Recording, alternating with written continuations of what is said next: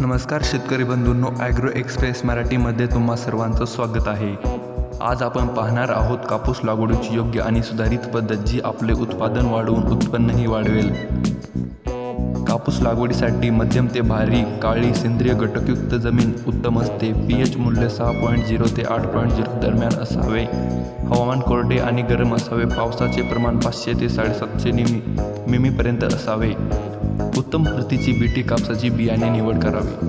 प्रमाण प्रति हेक्टर 1.5 ते 2 किलो बियाणे पुरेसे आहे। बियाणे लावण्यापूर्वी थायरम प्लस कार्बेट डायझम या बुरशीनाशकाने प्रक्रिया करावी। हे आपल्याला कोणत्याही दुकानात भेटून जाईल। पेरणी जूनच्या दुसऱ्या आठवड्यापर्यंत करावी। ओळीतील अंतर 60 सेंटीमीटर आणि रोपांमधील अंतर 30 सेंटीमीटर ठेवा।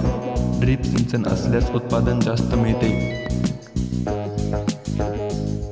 माती परीक्षणानुसार खतांचा योग्य वापर करावा। सरासरी प्रमाण नत्र म्हणजेच युरिया 100 किलो, स्फुरद 50 किलो, पालाश म्हणजेच पोटॅश 50 किलो प्रति हेक्टरसाठी असा खतांचा वापर करावा। पाने व फळ पोखरणारी अळी ही मुख्य कीड आहे।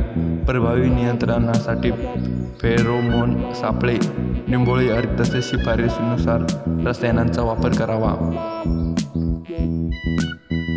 शेतकरी मित्रांनो, योग्य पद्धतीने लागवड केल्यास कापसाचे उत्पादन दुपटीने वाढू शकते। व्हिडिओ आवडल्यास लाईक करा, शेअर करा आणि अशाच उपयुक्त माहितीसाठी चॅनलला सबस्क्राईब करायला विसरू नका। आणि अजून काही अडचणी असतील तर आम्हाला कमेंटमध्ये कळवा, आम्ही त्या अडचणी सोडवण्याचा प्रयत्न करू।